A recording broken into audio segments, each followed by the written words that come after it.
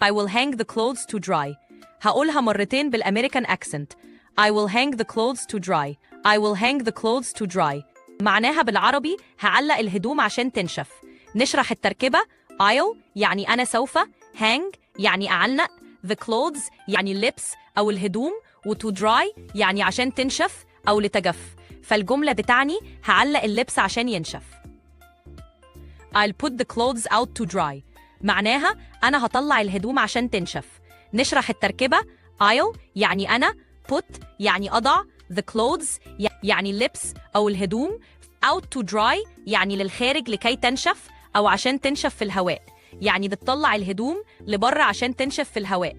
الجملة I will hang up the laundry معناها أنا هعلق الغسيل. I'll يعني أنا سوف. hang up يعني أعلق. the laundry يعني الجملة بتعني إنك هتعلق الغسيل ليجف. لو عجبك اللي سمعته ولسه عايز تعرف جمل أكتر وتطور إنجليزيتك بطلاقة، تابع باقي الحلقة على قناتنا ساندويتش إنجليزي على يوتيوب. تابع معانا الفيديوهات كل يوم، ووعد مننا هنخليك تتكلم بطلاقة. جرب وشوف بنفسك، وما تنساش تعمل لايك وسبسكرايب عشان يوصلك كل جديد.